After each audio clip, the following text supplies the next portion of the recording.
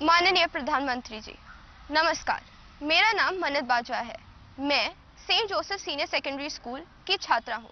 मेरा आपसे प्रश्न यह है कि जब मैं अपने आप को आप जैसे प्रतिष्ठित स्थान पर रखकर कल्पना करती हूँ, जहाँ भारत जैसे देश को चलाना, जहाँ इतनी बड़ी जनसंख्या है और जहाँ अपनी राय रखने वालों की बहुतायत है, आपके बारे में नकारात्मक राय रखने वाले लोग भी हैं। क्या वह आपको प्रभावित करते हैं? यदि हाँ करते हैं, तो आप आत्मसंदेह की भावना से कैसे उभरते हैं? मैं इसमें आपसे मार्गदर्शन चाहती हूँ। धन्यवाद श्रीमान। Thank you, Mannat. Honorable Prime Minister, sir. Astami Sen resides in South Sikkim, an area famous for its tea gardens, breathtaking beauty, and tranquil, undisturbed snow-clad Himalayas. She also requests your directions on identical matter that needs to be addressed. Astami, please ask your question. माननीय प्रधानमंत्री जी, नमस्कार। मेरा नाम अष्टमी सेन है। मैं कक्षा 11वीं की छात्रा डीएवी पब्लिक स्कूल रंगित नगर दक्षिण सिक्किम से हूँ। मेरा प्रश्न आपसे ये है कि जब विपक्ष और मीडिया आपकी आलोचना करते हैं तो आप कैसे इनका सामना करते हैं, जबकि मैं अपने अभिभावकों की शिकायतों एवं निराशाजनक बातों का सामना नहीं कर पाती हूँ। कृपया मेरा मार्गदर्शन कीजिए। धन्यवाद श्री। थैंक यू अष्टमी। माननीय प्रधानमंत्री जी, राष्ट्रपिता महात्मा गांधी, सरदार पटेल और स्वामी दयानंद सरस्वती जैसे महापुरुषों की जन्मभूमि गुजरात की कुमकुम प्रताप भाई सोलंकी आभासी माध्यम से जुड़ रही हैं और इसी तरह की दुविधा में हैं। कुमकुम आपसे मार्गदर्शन चाहती है। कुमकुम, कृपया अपना प्रश्न पूछिए। माननीय प्रधानमंत्री महोदय, मेरा नाम सोलंकी कुमकुम है। मैं कक्षा 12वीं श्री हडाला बाल हाई स्कूल, जिला अहमदाबाद, गुजरात की छात्रा हूँ। मेरा प्रश्न यह है कि आप इतने बड़े प्रजातांत्रिक देश के प्रधानमंत्री हैं, जिन्हें कितनी सारी चुनौतियों का सामना करना पड़ता है। आप इन चुनौतियों से कैसे लड़ते हैं? कृपया करके मुझे मार्गदर्शन दीजिए। धन्यवाद। Thank you Kumkum. Honourable prime minister sir, Akash Zarira lives in the Silicon Valley of India, Bengaluru, known for being a perfect gateway to a plethora of activities, both traditional and modern. Through his question, he seeks your advice on a somewhat similar matter that has been concerning him for a while. Akash, please ask your question. नमस्ते मोदी जी, मैं आकाश दरीरा 12वीं कक्षा Whitefield global school Bangalore से। मेरा आपसे यह प्रश्न है कि मेरी नानी जी कविता ए माखीजा मुझे हमेशा सलाह देती है आपसे सीखने के लिए कि आप कैसे विपक्ष के लगाए हुए हर आरोप, हर आलोचना को टॉनिक और अवसर के रूप में देखते हैं। आप ऐसे कैसे करते हैं मोदी जी? कृपया हम युवाओं को भी प्रेरणा दें ताकि हम जीवन के हर परीक्षा में सफल हो। धन्यवाद। थैंक यू आकाश। माननीय प्रधानमंत्री जी, आपका जीवन करोड़ों युवाओं का प्रेरक रहा है। मन्नत, अष्टमी, कुमकुम और आकाश जीवन में आने वाली चुनौतियों में कैसे सकारात्मक रहकर सफलता प्राप्त करें, इस विषय पर आपका अनुभव जानना चाहते हैं। कृपया मार्गदर्शन करें। माननीय प्रधानमंत्री जी।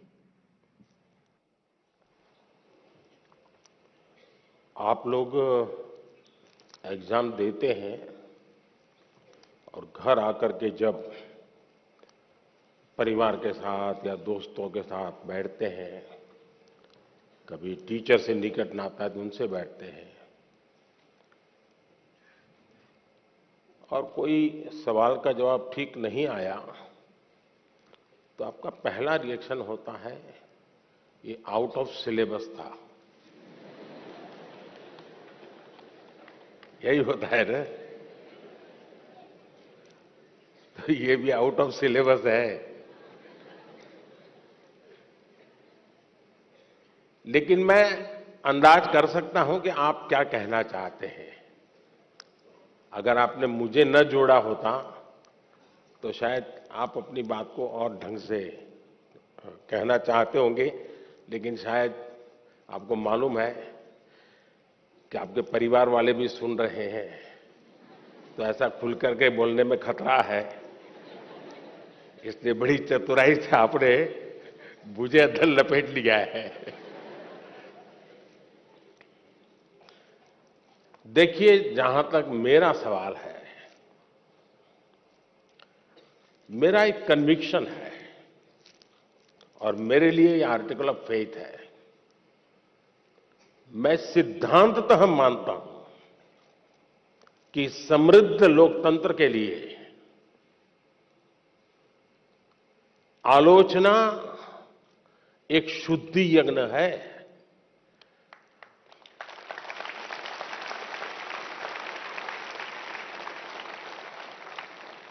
आलोचना ये समृद्ध लोकतंत्र की पूर्व शर्त है और इसलिए आपने देखा होगा टेक्नोलॉजी में ओपन सोर्स टेक्नोलॉजी होती है, मालूम है ना? ओपन सोर्स होता है, उसमें सब लोग अपनी अपनी चीजें डालते हैं और ओपन सोर्स टेक्नोलॉजी के माध्यम से ये अलाउ किया जाता है कि देखिए भी हमने ये किया है, हम यहां जाकर के अटके हैं, हो सकता है कुछ कमियां होगी, तो लोग उसके अंदर अपने अपने टेक्नोलॉजी को इंसर्ट करते हैं और काफी लोगों के प्रयास से वो एकदम से समृद्ध एक सॉफ्टवेयर बन जाता है। ये ओपन सोर्स आजकल बहुत ही ताकतवर एक इंस्ट्रूमेंट माना जाता है।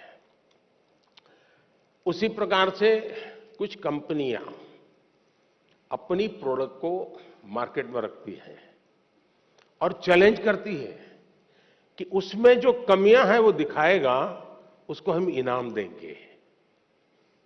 बाउंड सिस्टम की व्यवस्था खड़ी हुई है। इसका मतलब ये हुआ कि हर कोई चाहता है कि कमियां जो हो उससे मुक्ति का रास्ता कोई इंगित करे तो होगा ना। लेकिन कभी कभी क्या होता है, आलोचना करने वाला कौन है उस पर सारा मामला सेट हो जाता है। जैसे मान लीजिए आप यहां स्कूल के अंदर फैंसी ड्रेस कंपटीशन है और आपने बड़े चाव से बढ़िया फैंसी ड्रेस पहन करके गए और आपका प्रिय दोस्त है, एकदम प्रिय दोस्त, जिसकी बात आपको हमेशा अच्छी लगती है, वो कहेगा यार तुमने ऐसा क्या पहना, ये अच्छा नहीं लग रहा है। तो आपका एक रिएक्शन होगा। और एक स्टूडेंट है जो आपको थोड़ा कम पसंद है, नेगेटिव वाइब्रेशंस हमेशा आते हैं उसको देखते ही, आपको उसके बातें बिल्कुल पसंद नहीं है। वो कहेगा देखो ये क्या पहन के आया है, कैसे पहनते हैं क्या। तो आपका एक दूसरा रिएक्शन होगा। क्यों? जो अपना है वो कहता है तो आप उसको पॉजिटिव लेते हैं उस आलोचना को, लेकिन जो आपको पसंद नहीं है वो वही कह रहा है लेकिन आपको गुस्सा आता है। तू कौन होता है, मेरी मर्जी, ऐसा ही होता है ना।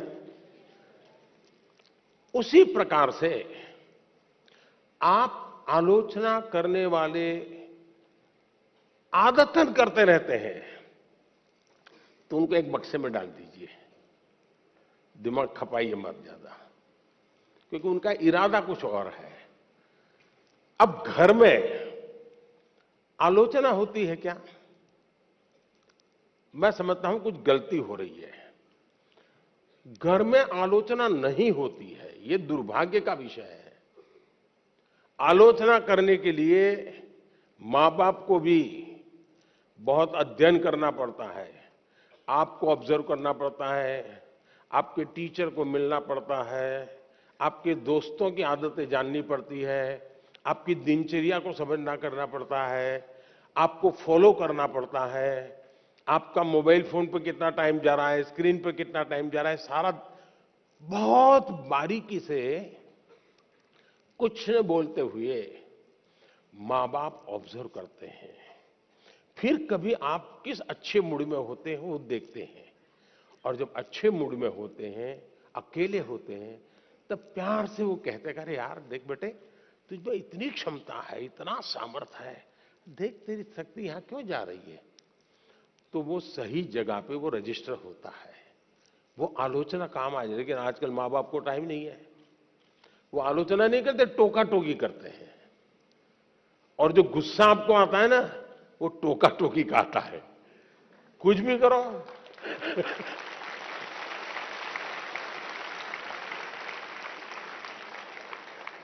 खाने पे बैठे हैं कुछ भी कहेंगे, ये खाया तो भी कहेंगे, नहीं खाया तो भी कहेंगे।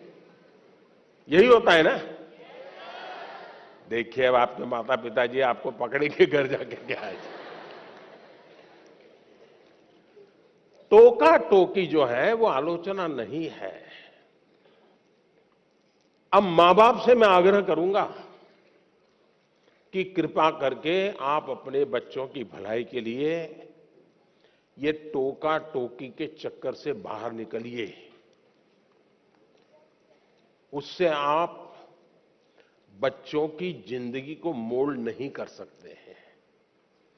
ऊपर से इतना मन से कुछ उस दिन अच्छे मूड में है, कुछ अच्छा करने के मूड में है, और आपने सुबह ही कुछ कह दिया, देख दूध ठंडा हो गया, तू दूध पीता नहीं है, शुरू कर दिया तू तो ऐसा ही है, फलाना देख कैसा करता है, तुरंत सुबह अपनी माँ कहती है ऐसे दूध पी लेता है, फिर उसका दिमाग फटकता है, वो दिन भर का उसका काम है बर्बाद हो जाता है।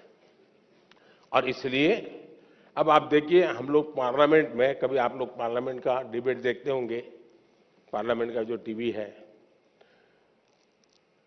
कुछ लोग बहुत ही अच्छी तैयारी करके आते हैं पार्लियामेंट में अपनी स्पीच देने के लिए, लेकिन स्वभाव से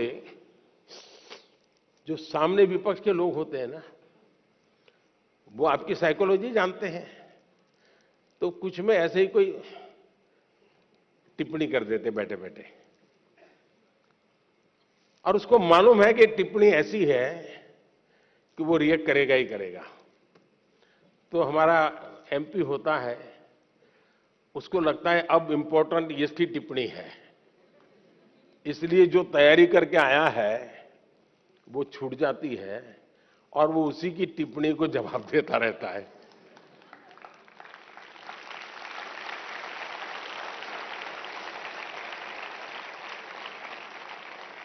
और अपना पूरी बर्बादी कर देता है। और अगर टिप्पणी है हंसी मजाक में, बॉल खेल लिया, छुट्टी कर दी, दूसरी सेकंड पे अपने विषय पे चला जाता है, तो उसको फोकस एक्टिविटी का परिणाम मिलता है। और इसलिए हमें अपना फोकस छोड़ना नहीं चाहिए। दूसरी बात है, देखिए आलोचना करने के लिए बहुत मेहनत करनी पड़ती है, बहुत अध्ययन करना पड़ता है, उसका एनालिसिस करना पड़ता है, कंपैरिजन करनी पड़ती है, भूतकाल देखना पड़ता है, वर्तमान देखना पड़ता है, भविष्य देखना पड़ता है, बड़ी मेहनत करनी पड़ती है, तब जाके आलोचना संभव होती है। और इसलिए आजकल शॉर्टकट का जमाना है। ज्यादातर लोग आरोप करते हैं, आलोचना नहीं करते। आरोप और आलोचना के बीच में बहुत बड़ी खाई है। हम आरोपों को आलोचना न समझे। आलोचना तो एक प्रकार से वो न्यूट्रिएंट है जो हमें समृद्ध करता है। आरोप वो चीजें हैं जिसको हमने आरोप लगाने वालों को गंभीरता से लेने की जरूरत नहीं है, समय बर्बाद की जरूरत नहीं है। लेकिन आलोचना को कभी लाइट नहीं लेना चाहिए, आलोचना को हमेशा मूल्यवान समझना चाहिए। वो हमारी जिंदगी को बनाने के लिए बहुत काम आती है। और अगर हम ईमानदार हैं, हमने प्रामाणिक सत्यनिष्ठा से काम किया है, समाज के लिए काम किया है, निश्चित मकसद के लिए काम किया है, तो आरोपों की बिल्कुल परवाह मत कीजिए दोस्तों। मैं समझता हूं आपकी एक बहुत बड़ी ताकत बन जाएगी। बहुत बहुत धन्यवाद।